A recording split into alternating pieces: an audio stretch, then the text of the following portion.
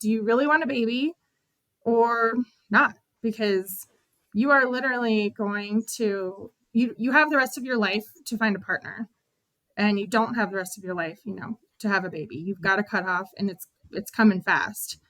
And you need to either put the rest of it on hold and move forward and focus like solely on that, or not. And like, it's okay if you don't want to. Be selfish, take care of you, like do what's right for you, but like that's what you need to think about. Right. Hi, I'm Cheryl Medeiros. And I'm Colleen Hungerford. And this is We're Doing This Right, right? A podcast for the whole woman, mind, body, soul, and business. It's humor infused, as real as it gets, inspiring, and you'll walk away with real usable tools for life and business. If you love what you're hearing, please share with a friend, subscribe so you'll never miss an episode, and rate and review whenever you listen. So find your earbuds, lace up your walking shoes, or cozy up with a beverage of your choice. It's time to dig in. Hi, everybody. Welcome back. Hi, friends. Hello, pod people. I'm playing with the term pod people. What do you guys think? I love it. I love that. I love that for us. Good. Okay. Well, we're really, really excited today. And I'm also very excited because guess what? I'm going to do the intro today, which is like so fun. So we are... Jesus, take the wheel. Jesus, take the wheel. We are so happy to have our good friend, Jen Miller, who is like an outstanding realtor based out of Denver. But she's not here today to talk to us about real estate, although you can if you want, Jen. But Jen is a mom, and she is a single mom by choice. And we want to talk to her about that journey and about that story, because I feel like this is something that we felt like this was something important to bring to the forefront and champion these amazing parents, because honestly, it's not always women who are having children or, adopting children or birthing children by themselves, solo, by choice, and sometimes at what we would consider quote unquote an older age, like, which also is rude. I would never say that to you, Jen. Never. She really botched the bio. No, so thanks sorry. for that. The bio's great. Everything's great. But Colleen, you got one chance, man. So like if you're pregnant, right, and you're 35 when the baby's born, which I was with my youngest, it was rudely called a geriatric pregnancy. And that's considered advanced maternal age. Well, yeah. You're old. You're old, according to medicine. America. Not Europe. American medicine. So anyway, yeah. Cheryl's never going to let me do the bios again. Anyway, by the way, I totally was non-scripted. Everyone, I didn't have anything to read. So just take it as that. Next time I know. This advanced maternal age was a factor in why my children are so close in age, because I was a very high risk pregnancy as it was, and we were trying to get in ahead of advanced maternal age at 35. And I think I delivered at 35, but not quite 36, or I delivered at 34, not quite 35. So to add no more complications, just right there. Just really skimmed in, which is why my kids are so fucking close in age. And I do not recommend this path if you can avoid it, ladies and gentlemen. Just to avoid being called old. Yeah. I should have just been old. I was 34 with Jackson, who was my fourth, and I was going to be 35 when I delivered, and they handed me the ultrasound report, and on there it was like, conditions to whatever it says, like conditions to be aware of or something like that. And it was like geriatric pregnancy. And I looked at the nurse and I was like, this is rude. And she was like, yeah. Anyway, enough about us. Jen? Oh, no, I have one more thing. I'm sorry. I have to share this. When I delivered one of the babies, I'm not sure which one it was. I had preeclampsia with all three. And so they worry about the placenta aging is like one of the issues they're worried about, why they deliver you early. And my age, and my doctor pulls out the placenta, or I've delivered it now. And she's like, this placenta doesn't look old at all. I was like, thanks. Thank you so much. Gross. Thank you. I'm so glad I really hard on a lot of anti-aging cream on that placenta. I've been working on it daily. Oh my God. Okay. Now it's Jen's turn. Welcome, Jen. We're so excited to have you here. Thank you, ladies. I'm happy to be here. Always enjoyed spending time with you. We always love it. Will you kind of tell us your path to having the superstar Brooks, who's like infamous within Compass, 6 a.m.ers. And actually, before you tell us your story, tell us about your airport encounter the other day in Oakland. I think you were in Oakland. Oakland, of all random places. Yeah, we were on our way to Hawaii and had a 6 a.m. flight out of Denver. So I'm looking fine, Oakland Airport connection. And we are walking in between the terminals. And this woman and her husband stop and they're like, Brooks? I was like, Brooks is what, 3? He's 4. 4? I was like, hi. And she's like, that's Brooks, right? This is Brooks from Compass from 6 a.m.ers. Oh my God. Like, yeah. Hi, I'm Jen. Oh my God. I'm Brooks's mom. Hello. Brooks's mom. Right. I was like, oh, she's like, oh, I'm sorry. I like totally recognize him from 6 a.m.ers. And I just had to say hi. And she's like trying to tell her husband. And he's like, yeah, we're late. Like, stop. Brooks is like, I've got time for one autograph. No photos. I texted Sky and I was like, you'll never believe what just happened. And he's like, who was it? I'm like, I don't even know. I was like, they live in that area and I could probably tell you what office she said she was out of, but I don't know her name. Oh my God. So like, did you get a photo? I'm like, no, I didn't get a photo. Hilarious. Charge for those, by the way. So I know. I was like, apparently I need my kid to be my PR. I don't even get on 6 a.m.ers very early anymore or ever. I think you could, this is justification to start paying him and write off his salary. Absolutely. You should. Right? And you, actually not about it. Everyone should be doing that, by the way. I did that last I am not a tax specialist, so please consult your personal CPA for your own personal advice. I did and got told no. Oh, my CPA was like, yeah, do it. All 3 of them as much as you can. I was like, oh, okay. Great. We got to get that CPA number. No, I asked my financial advisor and he said no. So maybe I'll ask my CPA. Yeah, ask your CPA. Anyway. Ask the person you get the answer you want. That's my theory. Right? He gets hanging up on the IRS and calling back until you get a generous agent. Okay. Let's go. Tell us your path. Tell your path to having a famous 4-year-old. Yeah, Brooks is 4 now. So when did we'll give you a little guidance. Like, when did you make that decision to kind of start this journey on your own? About like 10 years ago. Well, I should say my parents, funny enough, have always been very pro me being a mom. I'm supporting this. And we're like, if you're not married by like 35, 36, like we want to help you freeze your eggs. And I'm like, leave me alone, whatever. I'm fine. I'm dating, blah, blah, blah.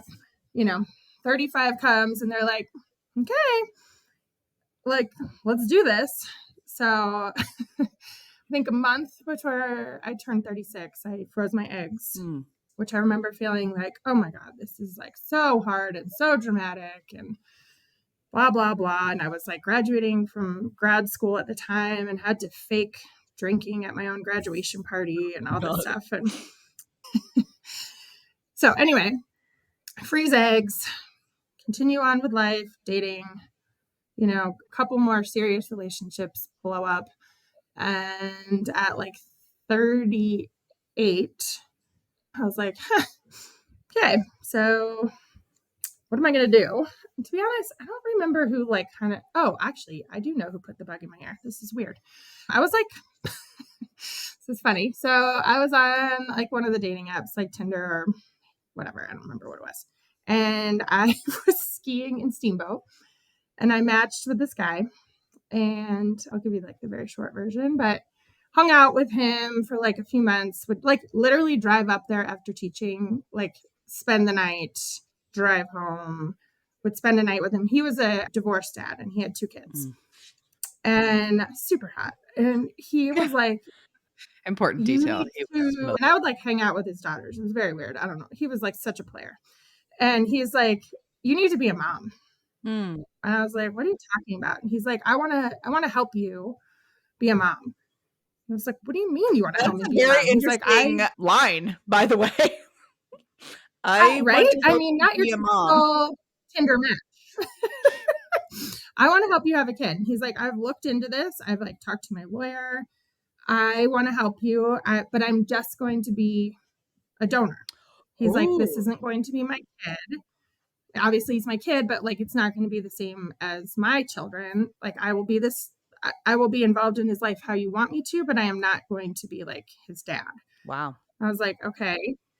So he kind of got me like thinking about it. And I was like, eventually I'm like, no, I don't think this is going to work. I appreciate you, but like, how would I ever explain to this child that you don't get the same treatment that your other kids do? Yeah. Right. Like you and I get that, and that we're not like in it for the long haul, but like that just doesn't feel good.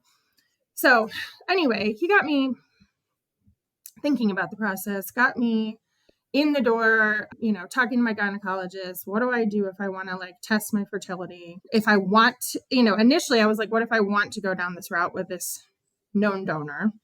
So we got this like fertility testing done, and basically I had to make a call. Like, are you going to come down and do this and come with me? Or am I just saying sperm bank, here we go?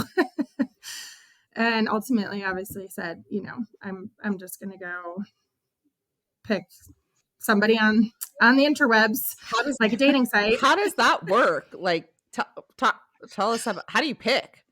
Like, Oh my God. Okay. So it is crazy. In my head, like when I started thinking about this, I was like, what do? You go into like a dark room with like magazines and like pick some dude and he's got a vial in the corner. Like, I don't know. Yeah. It felt very weird. But like, do you go like at the police station? Do you go to a lineup or something? It is like impressively like broad, like I shouldn't say broad. It has so much information, these sites, that it's shocking. Like you can narrow down to the smallest details. So it's like an online dating site, obviously for your sperm donor, but I mean, you can go, and you obviously want to go into like all the genetics and all that kind of stuff, but you, first of all, they have to be 5'8" or above, which I appreciate. Oh, Oh, wow. Alex is only 5'7". I think you rolled out a pretty good sperm donor, but go on. Sorry. That is I guess there was a tab for under 5'8", but there was very few people in that. Okay, wow. Great. But you would go down. I mean, you could go into, what heritage you have. You can go into like all these specifics, right? And then you get it narrowed down. You look through all these things. I mean, you could listen to their voices. They would have like paragraphs. The company that I went through so obviously it's only kids' photos. They don't show adult photos of what these people look like. So you're not like walking down the street going, oh my God, hey, you're my donor. Interesting. Very weird. I'm so fascinated. Also, I have a question. Is there a 6 foot and above tab? Oh yeah. Oh wow. Okay. Oh yeah. There was like over 6'2", I think was maybe the. Do they tell you their birth weights? Their birth weight? Yeah. Just from like a delivery. Like, no, what am I doing myself into kind of situation? 11-pound baby. Yeah. Not that I remember. My grandpa was 15 pounds when he was born. That's not okay. That's a watermelon. He was born in 1925. So bet your ass he was born at home. Wow. Okay. I know. Okay. Sorry, Jen. Sorry, I digress. Sorry. I just don't want to deliver a 15-pound baby. No, that's a good point. I don't remember that being on there. They would show, baby photos, childhood photos, and then they would compare them to actors of what they look like as a movie. So like a couple different ones. Doppelganger. How funny. I know. So I remember the first time I had like 2 or 3 of my good friends come over. We like went through it all and like dug in. And they also make you, while you're going through this process, you have to have like a psych appointment. And, obviously make sure you're in like a good headspace. They give you some advice of like what to do while picking sperm donors, all these kinds of things. So kind of like trying to take that into effect, the whole thing, being very thoughtful about the process.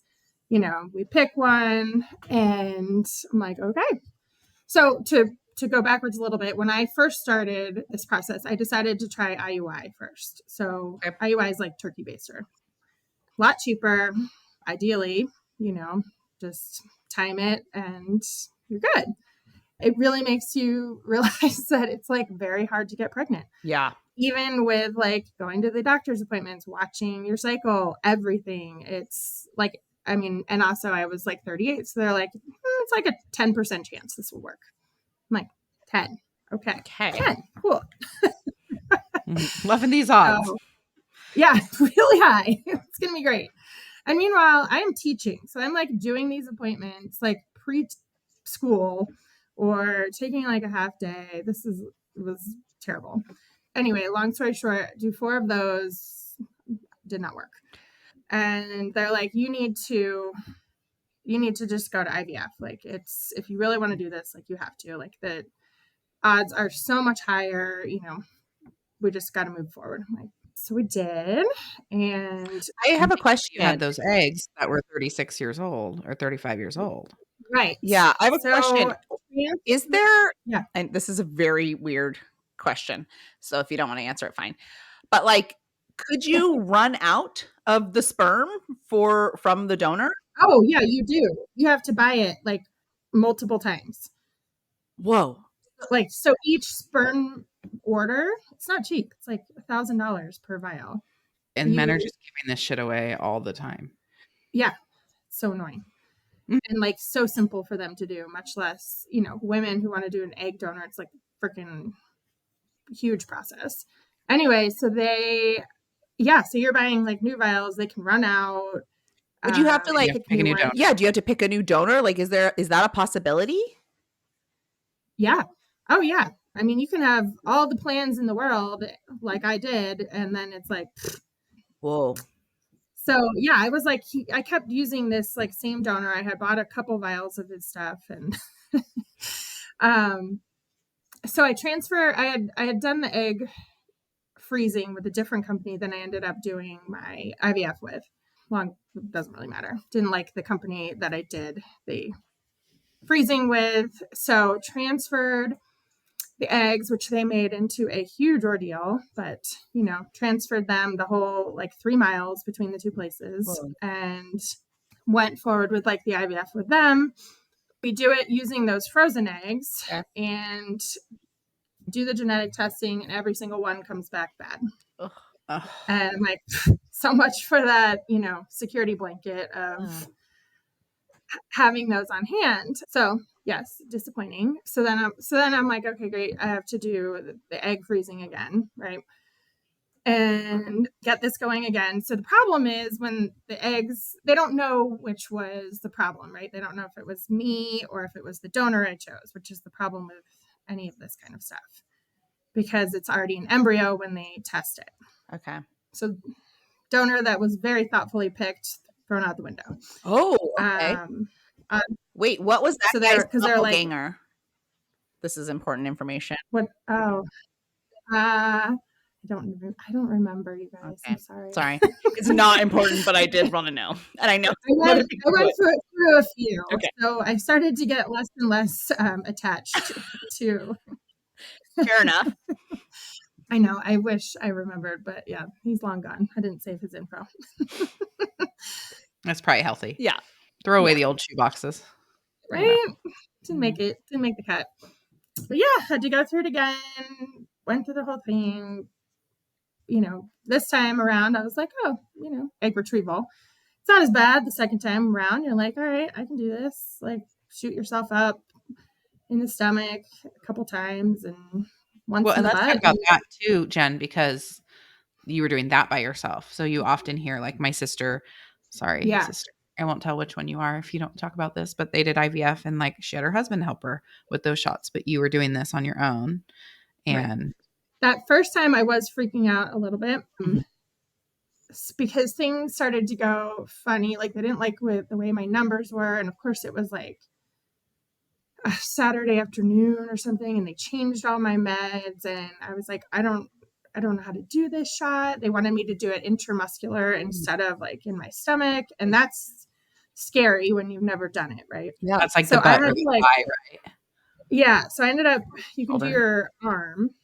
I forgot about this. I had to awkwardly call my friend's sister, who's a nurse, who I don't know very well, and be like, can you come over and help me oh yeah, I'm doing IVF, by the way. And can you like do this shot for me?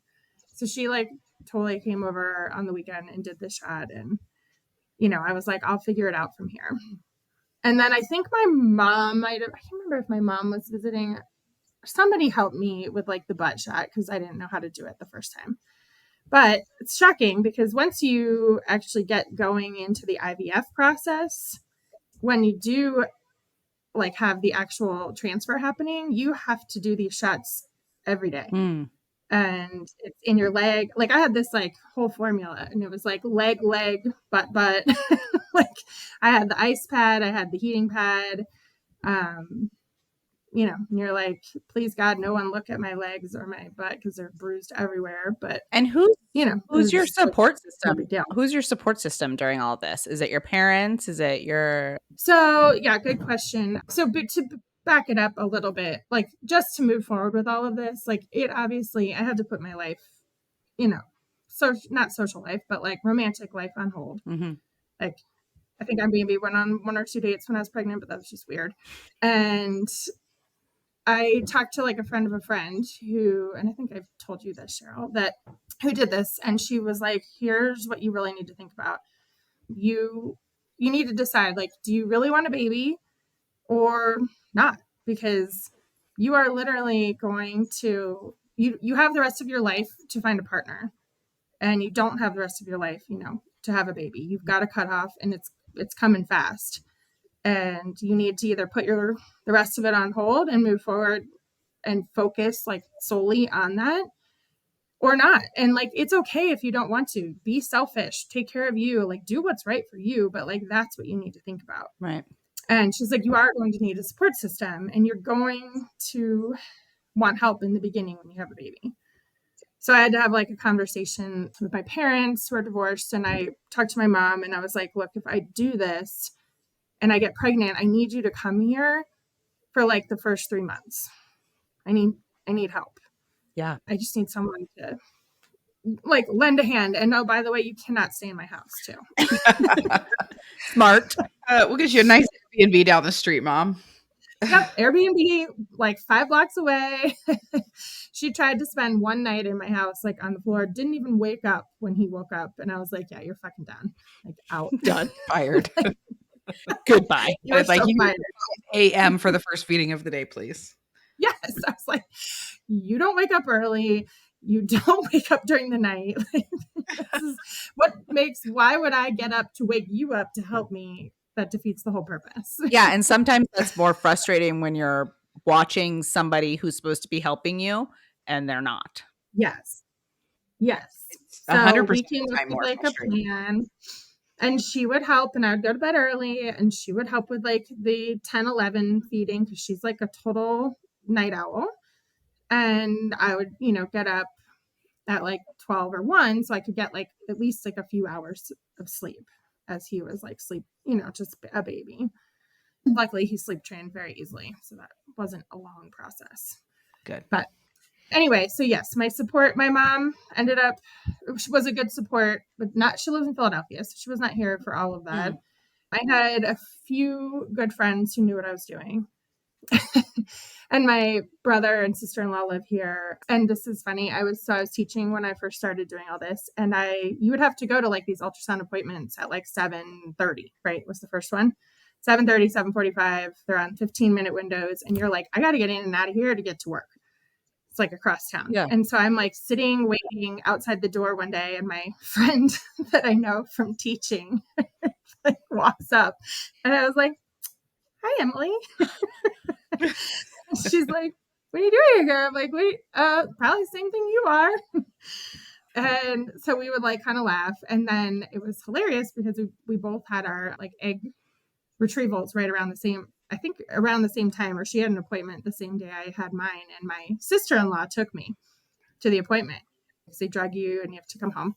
You can't drive. And so she sees, I don't remember how it got put together, but she saw me maybe go in with my sister-in-law, and then they saw her and they were like, oh, like basically, long story short, I can't remember how it came out, but they were like, oh, she's her partner. And of course, my sister-in-law, who is very funny, like totally played into it and thought it was hilarious. Oh my God. You probably had the same last name too. We Mrs. do, Miller. right. Exactly. Yeah. So they were like, oh, is she okay? And she's like, oh, she's good. I got her, you know. I love And it. my friend like texts me later and she's like, oh, I met Teal. She's so sweet. I'm like, she's my sister-in-law. Not my partner, but yes, she's awesome. She is really cool. Thanks for noticing. Good job, brother. And my sister-in-law was like, yes, I love it. I always wanted to get that lesbian relationship. I'm like, that's weird. I'm your husband's sister, but cool. Okay, so you go and you're getting retrieval and for your second time having retrieval. And then Yeah. how does it go? So retrieval's good. I can't remember. I got a bunch of eggs. They make them into embryos. I think like 4 made it, genetic testing, 1 comes back okay. Wow. Do a transfer. I'm just going to do the fast forward version here. Do a transfer, get the call, I'm pregnant. Yay, hooray. Yay. They have you do a test and 3 days later, not pregnant. Oh. Chemical pregnancy. Ugh. Right. So I was like, oh, that's a thing. Didn't know that. So I feel like they shouldn't even tell you after the first test, because if that, it obviously just gives you false hope for like 3 days. Yeah. So start all over again. Another egg retrieval, another Time duration during all of this, because obviously you're giving us the fast forward version, but like this is a long period of time, right? It is a long period of time. So yeah, you have to like get your period again, and you have to like maybe like once or twice to get like your cycle moving forward and get all the drugs out. Oh, God. And it depends. Like egg retrieval, you can do egg retrievals back to back pretty quickly, but like with the hormones for IVF, like it is no joke. So and it's frustrating because you're like, I don't have time to like do all this. I don't want to keep waiting. So you're waiting like 3 or 4 months to start the whole process again. And then, go back into it. Then you do the egg retrieval. Then again, they're like, all right, you need to have like a period. So it's like probably 2 months between like the egg retrieval and the transfer, ideally. But you're also on like pins and needles waiting for, okay, how many, there's like a 2-week period when they get the eggs out and they make the embryos, and you're finding out like how many survive in the petri dish, basically getting these calls, day 5 update, day 7 update. So then you get that, then you go to the genetic testing, same thing. It's like 10 days to wait and hear how that goes. And again, you're like, no control. I don't like. Yeah, this is so much and so much waiting, so much stress. It's not a fun process, not for the light of heart. But yeah, so did it again. Genetically, 1 embryo came back okay. So transfer, again, doing 8 billion. So then even when you have like the 1, I should back it up, then you've got like probably 5 weeks of taking just shots and drugs to get your body prepped for the transfer. Oh my God. And I don't know, maybe it's shorter now. It's been a couple of years, but put it in, and then you're doing, I don't remember, 6 weeks more of like drugs and everything to try to, it's amazing that you can do this and just like trick your body into this pregnancy that you created. Yeah. And there's like all these things. I was laughing. I was looking at like one of my good friends from high school went through IVF and IUI and all this stuff. And she was sending me like, you do this blackberry kale smoothie every day. And everyone's got like their, things that like you should be doing. And I remember my doctor making me use this app that would like try to keep my stress levels down and like do all these meditations and putting in intralipids and all this stuff to just try and strengthen all of it. So yeah, so go through it, get pregnant again, which is great. Everything's going okay. And then at 9 weeks, I had miscarriage. Ugh. And so at that point I was like, F this shit, you know, like Yeah. I can't. Yeah. It's a lot on my, financially and mentally, and, because of course none of the drugs are covered by insurance. Sure. No companies in Colorado cover any of this, basically. Things, of course, literally right after I stopped, I think one of our insurance companies started, I think Kaiser started covering some of it. But I was like, this is crazy. So I remember you get really close to your nurses, which is why I always say, to me, picking the company I did that was much more friendly and not a factory made a huge difference to me. My doctor was available to me and would respond to me whether he was on call or not within like 24 hours. Wow. Like, he was so nice. Whereas like this renowned company here, not at all. They don't give a shit. They are like, Pushing let's people just do through. this. I'm going to charge you $8 bazillion, and I don't give one crap about it. So let this be a reminder that no matter what industry you are in, you should be treating people like people, ladies and gentlemen. Yes, Yeah. you should. And it was so nice. Like, he would get on, like, Zoom wasn't even a thing. I don't even know what we used, Skype or something. I remember sitting in a parked car talking to him like in a parking lot one day. I would say FaceTime, but Jen just recently came over to the iPhone world and she misses her droid.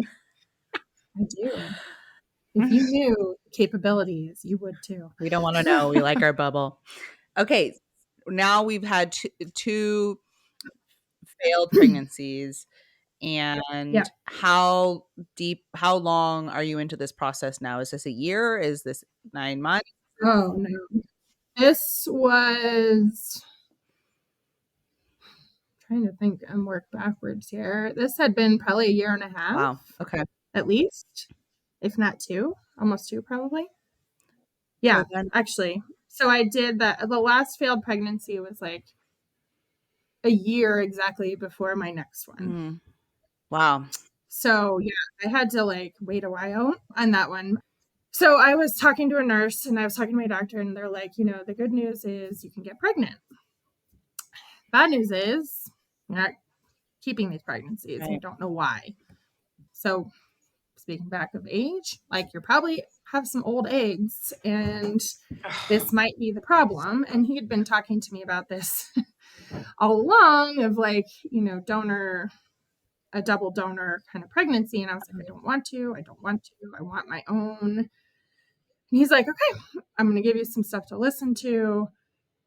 Just think about it. Like, even though these are not 100% genetically your child, like, you're carrying the baby, there's a reason we do not let surrogates be siblings or even family members, because the surrogate passes along part of their genes to that baby. Oh. And we have people who do this and they like lose their mind and are like, this isn't my kid. Like, that's their kid. Whoa.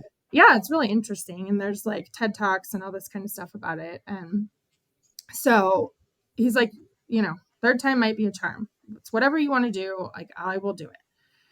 Super nice guy, right? So then I'm like, I don't know what to do. I talked to my nurse and she's like, can I call you? It's like, yeah. She's like, do you want a baby? Yes, I obviously want a baby. She's like, then you use a donor. Wow. Because that is going to be a healthier option and a more, a higher percentage that this is going to work. And I'm like, okay. And she's like, I'm just trying to keep it straight with you. Like, if you're going to put yourself through this again, because I was like, this is it. Like, I'm not doing this again. Yeah. Like, if I do it again, like, I'm done. Yeah. Regardless. So I decided to do the donor egg, and that is a whole nother process. And it's really hard to find donor eggs. It's not like donor sperm. And there's different ways, and there's ones that are frozen and there's ones that are fresh, and state laws are different and how they handle it. It's like a mess. And so our clinic had been doing some donor eggs, but there's like, I think there were like 12 women and everybody had like wait lists. And honestly, I think they felt sorry for me. Oh. Because I got like got bumped, I think, pretty quick to the front of the line. Or they had a new person come in, and they were like, look, we're going to give you first dibs on these like 2 people here. Wow. Yeah. And I'm like, this is just so weird. And so maybe this explains a little bit more of why at that point I was just kind of like, I should care more, but this is so far out here at this point of like, I don't have control over exactly what I want and what's going to happen. And I think I was like so discouraged at that point too, that I was like, fine, whatever. Like, this is the donor I have. Like, let's just try it and see what happens. Maybe I'll regret that later as my child gets older. But No. and the thing is, with an egg donor, I think all of them through our clinic are anonymous. Okay. So that also caused like a thing for me, because I had been told pick a known donor, not known donor, like a non-anonymous donor for sperm donor, because if your child ever wants to after 18, they can try to find them. Oh, wow. So I had been doing that. And then I decided to just make it both anonymous at that point, because I'm like, you know what I mean? Like, you have one but not the other, or right. Like, it just got too complicated, and it's not like it was a couple doing this for me. So it's just 2 wonderful, donors doing good for the world. So went through with that. So one less egg retrieval, I guess, is the positive.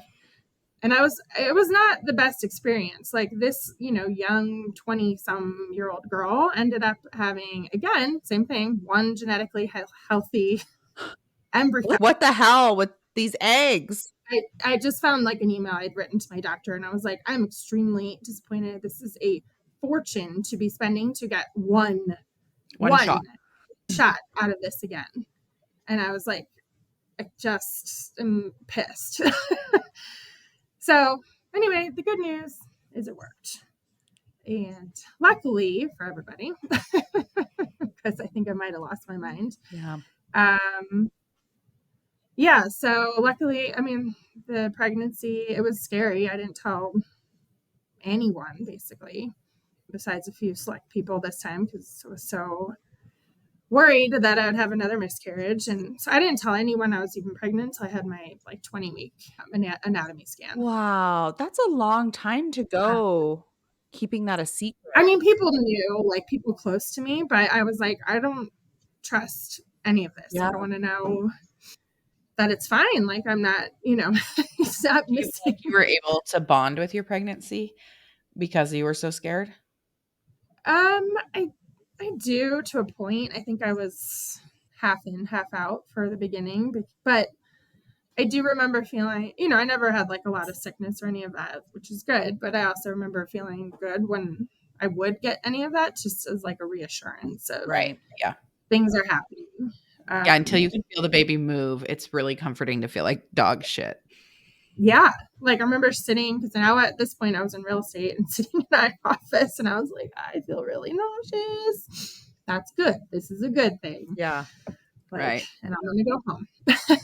But even to think about that as like because I've been pregnant and I've had pregnancy loss prior to my first child, and that those first 20 weeks are scary, but also exciting, right? Like, and you want to be able to share that, like, and that's an emotional time, and to like not feel like you can really shout that from the rooftops that's tough, Jen. Well, there's it's interesting. So I had the loss prior to my pregnancy, but also my pregnancies were very scary, and like I was at risk for stillbirth all the way up till delivery, like high risk for stillbirth.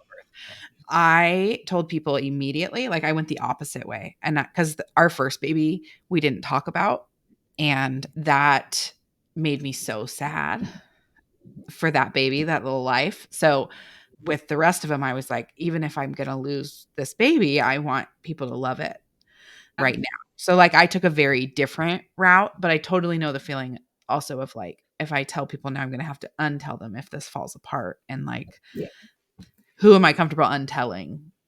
But yeah. Well, and I also had I think I was like 6 months into real estate too. Oh my God. So, Which is like yeah, so I was like, brutal just by yeah, itself. yeah, it's all great. So I was also scared to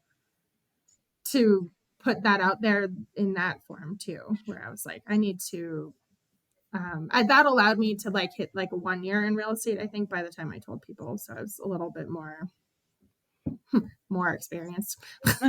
Yeah. And Yeah. isn't that sucky that we live in a society or feel that way where we're like, God, if I tell somebody I'm pregnant, they're not going to want to work with me, or they're going to think I'm not serious, or whatever it is, right? Right. Brutal. Yeah. I remember people telling me when I was like getting a dog in the beginning, they're like, that's a really bad idea. Like, how are you going to balance it out? And I was like, I'll be fine. It's actually way easier to get a dog and work in real estate than it is as a teacher. Like, Yeah. Right. That's true. Like, That's very true. I was just like, okay. So I think that, and I was like, all right, well, I'm definitely not telling you I'm pregnant. Yeah. Oh my God. Okay. So now Brooks is 4 and he's amazing and wonderful. And talk to us about, I mean, my parents split up when I was 6. So my mom was a single mom for a really long time. My sister is a single mom. So I know I have secondhand experience of what being a single mom is and what that entails. But like, how are you doing all the things that you're doing? Because it's not like you're just some average person. You're also like just so accomplished and so amazing and do so much. I think the difference is I don't know what I don't know. Yeah. I've never had any help. Yeah. So if I want to do something, just make it happen. Yeah. And I don't know. It's not easy. It's so stressful in the winter with sickness and all that, and just not having anyone to like, be able to take turns with if he's homesick or any of that. But just make it work. And Do you, because Susie is like we do, right? We're all in that same group together. And she loves a system and a process. But have you set up like systems and processes as a parent that allows you to be like a functional single parent? Like, what are those things for you? I don't know if I would call them systems and processes, but I have set him up to be a very independent kid. Oh my God, come teach me. I think a lot of this is innate, some of it, because I remember as a baby, my friend coming over and watching him crawling and throwing balls and crawling and chasing them, like over and over. And she's like, does he do that a lot? I'm like, yeah. She's like, that's amazing. Like he's just like entertaining himself. And I was like, yeah. And she's like, oh my God. Like, do you even understand? And I was like, no, I don't, obviously. He is very good. And I feel like it's gotten worse lately, but he's very good at just, it's the fuck you force. Yeah. Godspeed. Yeah. Like, I need you. I want to. But he's pretty good. Like, I'm like, I can just be like, hey, I'm going to go get on the Peloton. And, I'll be in this room. And if you need me, come find me.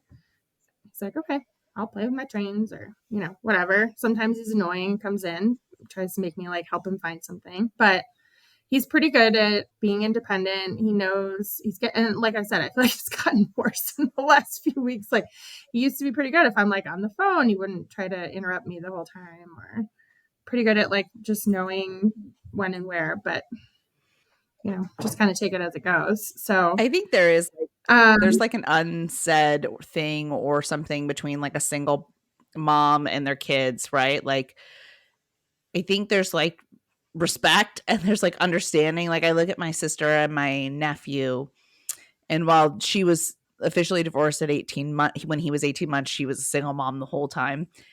Mm-hmm. And now he's almost 16. He'll be 16 in June. And I'm just like, whoa, like the relationship we have and like the responsibility that he has, but not in a bad way. Like sometimes people will be like, well, you put too much responsibility on your kid, like let them be a kid. It's like, No, like he just understood, like he just understands, right? Like he understands that he has to help, or he understands that his mom needs something or whatever. And I think that's Yeah. part of it, right? Yeah. And I think just trying to make, and I think obviously, thank God our world is so different now than it used to be, because I try to just, from day one, like we have a book kind of about how donors helped him, and we read it, and it's the story of him, and he likes it. And he knows to say, like, if someone's like, well, where's your dad? He's like, I don't have a dad. I just have a mom. I have a mom and Moose. It's no big deal, right? Yeah, it is To normal. at least now. I think at some point, obviously, it will become a big deal. So I have to be ready for that. But it'll never be this big unveiled secret. Yeah. And I right. think that's like, I mean, maybe this is just portrayed in stories and movie, but like that's where you see like the big breakdown is when it's like this giant secret that they find out about, rather than like it's going to be just the normal thing for them. That's Or my for hope. I mean, I think most kids probably go through a phase of being mad or being upset or the unknown of who their real parents are, right? Not being able to have that. So it's a Well, little I'd like to scary. say that you are his real parent. Yeah. What I mean? Learning more about who those official biological donors are. Yeah. But, it is what it is. But yeah, I mean, overall, he is a really good kid. He's a sweet kid, and he is kind to people, and he's, I'm happy with the way he's turned out so far. Yeah. Well, he was so wanted. Like, yeah, he was so wanted. And that's incredible. What a gift to give him. Yeah, like I think about I wanted to be a mom so bad, right? Like I knew that from the start. Yeah. But this is a whole different level of real decision, real effort, real, like, to know that you were wanted, that you went through all of this so that he could have this Well, and I think beautiful life. It's just amazing. I think part of it, and it's hard, you have to let go of what you thought your future would be, right? Like, did I ever think there's a lot of this grief was my to that? path? Yeah. Like, let it go, mourn it. This is not the way I thought things would go. It is what it is. But this is the way it's going, and this is the way we're moving forward. So, well, for anybody looking for an agent in Denver, I would just like you to take note of Jen Miller's perseverance and Holy ability shit. to do hard fucking things. This girl does not give up. What I love about this is I always say, like, my kids picked me to be their mom. And he picked you. Don't make me cry now after all of this. Geez Louise, I can't help it. It's so emotional. Like, he, like, all the work that you went to, like, find this special dude, like, you did it. It's so amazing. I did it. He's my little buddy. Yeah. So, well, Jen, your vulnerability has been incredible, and I really appreciate you sharing. And I think it's so important that people know stories about this path. I agree. I think a lot of people think back and go, well, I should have, I wish I had, I could have, I couldn't, I can't do this. And you can do it. It's just it's the tough road to take. It's not the easy choice. And you can do it and be a really successful, amazing businesswoman as well. Like, I think that those two things are not mutually exclusive. Like, I think sometimes people will have to choose or feel like they have to choose, right? Like, like, you made a decision, right? Like, I'm going to choose to have a baby, but that didn't mean that you stopped I'm done your career or your life or whatever, So I think that's something. No, if anything, it makes me more motivated to show, that you can be a working mom, which I hate saying. Yes. I know nobody says working dad. Everything, it's not an option. You don't have to be a great mom or a great businesswoman. You can be an in-between. There's no balance. Yeah. There's no balance. Yeah. Well, thank you, Jen. Where can people follow along your It's mostly your real estate journey. Brooks makes it into some of them, I think. Does he still? He does. He does. Yeah. Did a little reel the other day about how I will be the 60-year-old mom at graduation. Oh, I love it. Which he was like, fine, I'll do it. Oh my God. Oh, So cute. He's so okay. Where can people follow you? So I have Instagram at jqmiller15. That's where most things come from, or you can find me on Facebook at, I think it's just Jen Miller Homes.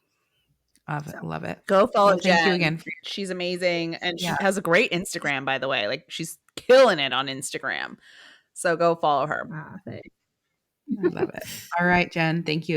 That's a wrap. Thank you for joining us on this journey of laughter, life, and growth. And remember, you're not alone on this path to success. We're right here with you every step of the way. Please remember to hit that subscribe button so you never miss an episode. And if you found value in today's conversation, we'd be thrilled if you would leave us a review on your favorite platform.